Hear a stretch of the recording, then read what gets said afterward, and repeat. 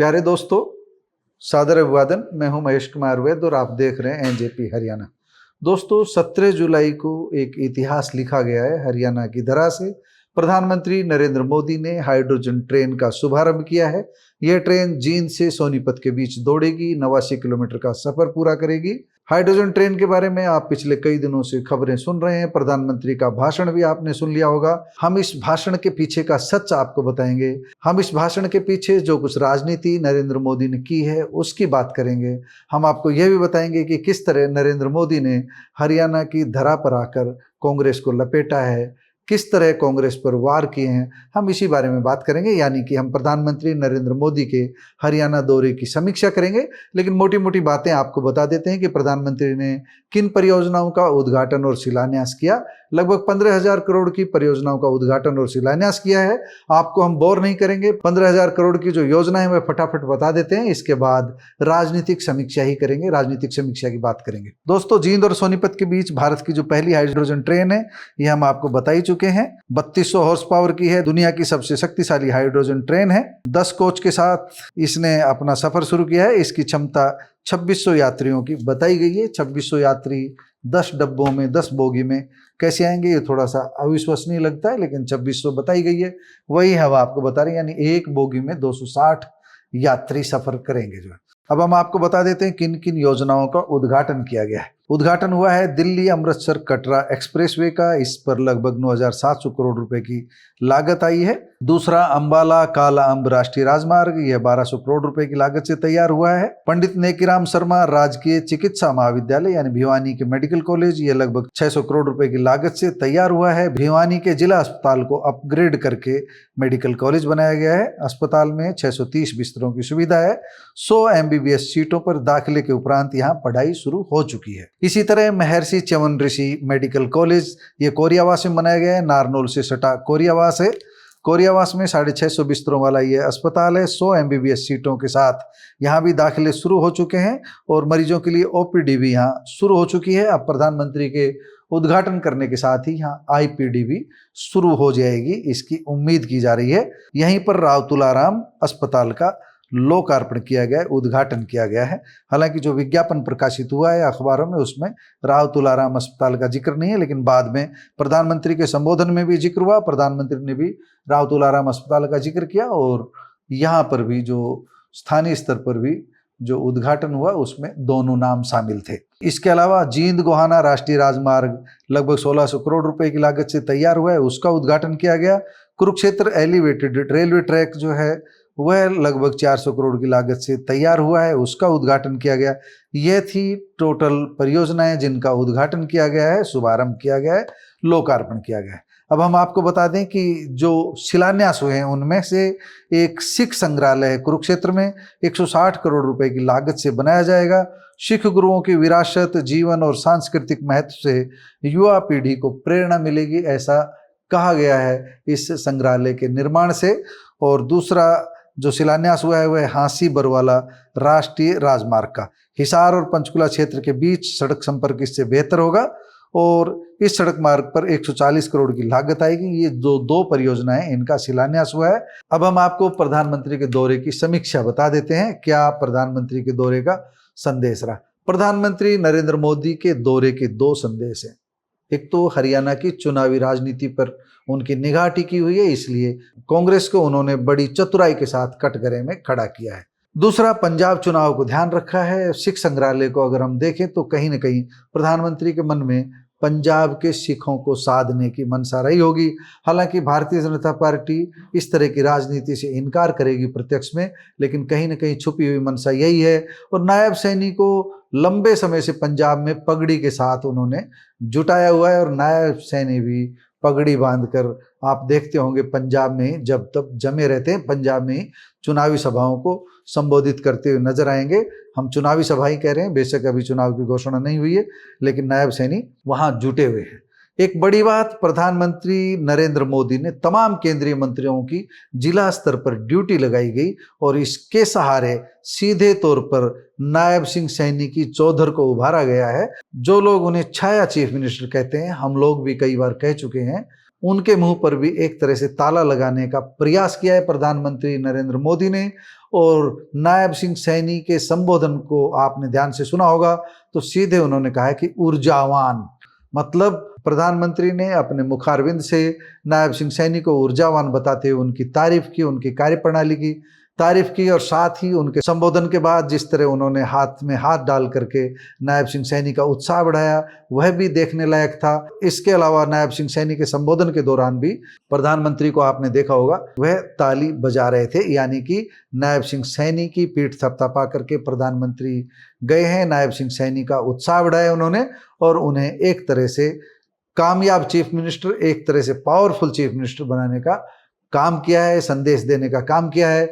इसी कारण हमें लगता है कि तमाम जो केंद्रीय मंत्री थे, चाहे वह मनोहर लाल जैसे ताकतवर मंत्री हो, चाहे राव इंद्रजीत सिंह हो, सभी की जिला स्तर पर ड्यूटी लगाई गई थी। जिला स्तर पर 21 जिलों में कार्यक्रम आयोजित किए गए थे। अब नरेंद्र मोदी की राजनीति की बात करते हैं कि कांग्रेस को किस तरह कोसा और हमारी क्या धारणा है। हम एक बार आपको काल्पनिक कहानी से अपनी बात स्पष्ट करने का प्रयास करते हैं। तो काल्पनिक कहानी यह है कि किसी प्रधानमंत्री ने बड़ी मेहनत से परिश्रम करके माचिस बनाने की फैक्ट्री लगाई थी। 1000 माचिस प्रति वर्ष का उत्पादन शुरू हुआ था, लेकिन साल 2 साल बाद उनकी सरकार चली गई और दूसरे प्रधानमंत्री आ गए। उत्पादन इतना ही रहा, बढ़ता भी रहा समय के साथ। जब एक बार एक फैक्ट्री लगा ली तो दूसरी फैक्ट्री लगने में समय नहीं रहता। और जो दूसरे प्रधानमंत्री आए, उन्होंने जो 10 वर्ष शासन किया, और जो पहले प्रधानमंत्री थे उन्होंने भी 10 वर्ष शासन किया था, तो जो दूसरे प्रधानमंत्री आए उन्होंने कहा कि जो हमारे से पहले प्रधानमंत्री थे उन्होंने केवल 2000 माचिस का उत्पादन किया और हमारे राज्य में लाखों माचिसें आज बन रही है। नरेंद्र मोदी ने मनमोहन सरकार को कटघरे में खड़ा करते हुए कहा कि 2014 के पहले की अगर स्थिति होती और इस तरह का डीजल पेट्रोल का संकट आता तो देश संकट में फंस सकता था, क्योंकि इलेक्ट्रिफिकेशन का काम जो उनके कार्यकाल में हुआ है, कांग्रेस के कार्यकाल में उसका आधा भी नहीं हुआ। इसका उन्होंने सीधे तौर पर उदाहरण दिया। और इसी बहाने उन्होंने यह भी कहा कि जो युद्ध का असर जो वो भारत पर भी पड़ रहा है, हॉर्मुज स्ट्रेट में युद्ध जैसी स्थिति बनी तो इसका असर भारत पर पड़ा, लेकिन समुद्री मार्ग से पेट्रोल, डीजल और खाद समेत जरूरी वस्तुओं की आपूर्ति होती भी रही। लेकिन इस तरह का संकट अगर 2014 से पहले आता तो उन्होंने सीधे कहा कि उस समय रेलवे नेटवर्क गंभीर संकट में फंस सकता था। और उन्होंने सीधे तौर पर ये डायलॉग भी बोला कि ये 2014 वाला भारत नहीं है, ये नरेंद्र मोदी का भारत है।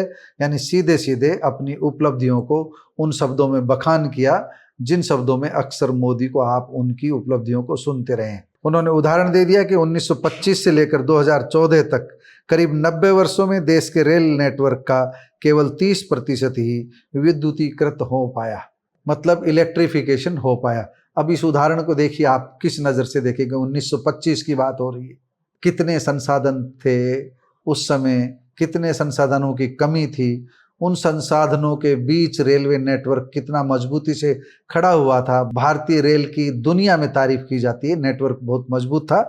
लेकिन मोदी ने अपने ही अंदाज में कटघरे में खड़ा कर दिया। 1925 से लेकर के 2014 तक का 90 वर्षों का उदाहरण देकर के खुद की लकीर लंबी खींचने का प्रयास किया।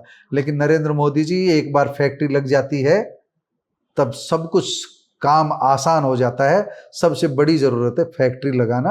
मनमोहन सिंह के कार्यकाल में, कांग्रेस के कार्यकाल में फैक्ट्रियां लगी थी, उनमें उत्पादन शुरू हो गया था। आप उस समय का जो आधारभूत ढांचा, उस समय का जो आधार तैयार हुआ था, उस समय का जो नेटवर्क तैयार हुआ था, उसी पर आपकी गाड़ी भी चल रही है, उसी पर आपकी रेल भी चल रही है। स्वच्छता के अपने अभियान पर नरेंद्र मोदी ने आज भी विशेष ध्यान दिया।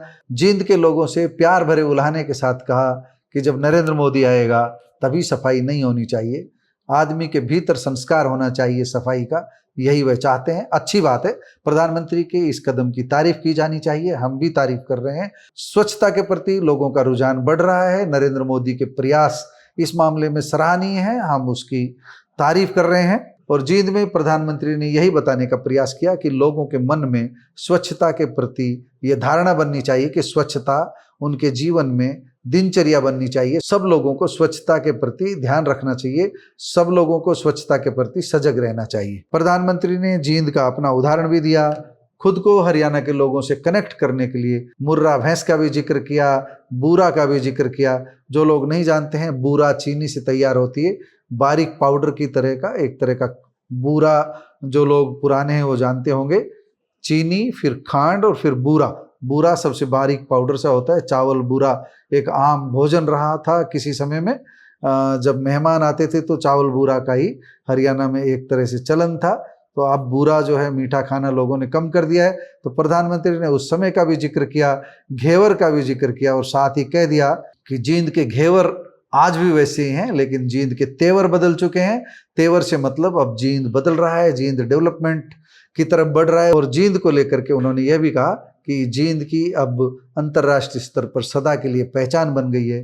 पहली हाइड्रोजन ट्रेन जींद से चली और सोनीपत पहुंच रही है। तो जींद और सोनीपत दोनों का नाम इतिहास में दर्ज हो गया है। अच्छी बात है, पहली हाइड्रोजन ट्रेन है भारत की, इसके लिए साधुवाद, बधाई के पात्र हैं इंजीनियर भी और सरकार भी। दूसरी ओर बात करते हैं नायब सिंह सैनी की। नायब सिंह सैनी ने प्रधानमंत्री का धन्यवाद करने में, आभार व्यक्त करने में और उन्हें खुश करने में कोई कमी नहीं छोड़ी।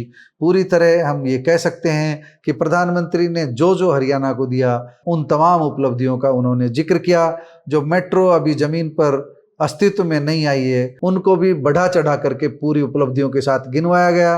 केएमपी जैसे जो एक्सप्रेस हाईवे हैं, जिनका कांग्रेस के समय निर्माण शुरू हो गया था, उनका भी श्रेय पूरी तरह प्रधानमंत्री को दे देना चाहिए। हम ये नहीं कह रहे, हम बताना ये चाह रहे हैं कि नायब सिंह सैनी ने कांग्रेस के समय जो परियोजनाएं शुरू हुई थी और भाजपा के समय उन परियोजनाओं को पूरा किया गया है, उनका भी विस्तार से जिक्र करते हुए प्रधानमंत्री नरेंद्र मोदी को उनका श्रेय दिया और बार बार उन्होंने नरेंद्र मोदी के किए हुए कामों को गिनवाया। कुल मिलाकर हम ये कह सकते हैं कि नरेंद्र मोदी और नायब सैनी की केमिस्ट्री आज बेहतर रही। और नायब सैनी ने जिस अंदाज में प्रधानमंत्री का स्तुति गान किया, उसी अंदाज में प्रधानमंत्री नरेंद्र मोदी ने भी नायब सैनी को निराश नहीं किया, उनकी पीठ थपथपाने में कोई कमी नहीं छोड़ी। और जो परियोजनाएं हरियाणा को मिली है, निश्चित रूप से उनका फायदा हजारों लाखों लोगों को होगा। दोस्तों, प्रधानमंत्री नरेंद्र मोदी के दौरे को लेकर के, नायब सैनी के संबोधन को लेकर के और मंत्रियों की जो ड्यूटी जिला स्तर पर लगाई गई, विधायकों की जो ड्यूटी जिला स्तर पर लगाई गई, उसे लेकर क्या सोचते हैं आप? अपनी राय जरूर दीजिएगा।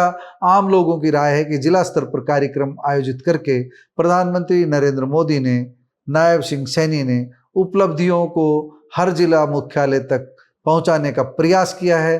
भाजपा के कार्यकर्ताओं के माध्यम से जन जन तक इन उपलब्धियों को पहुंचाने का प्रयास किया है। एक बड़ा संदेश पर्यावरण को लेकर भी देने का प्रयास किया है। हालांकि कहीं कहीं पर ये नौटंकी भी नजर आई।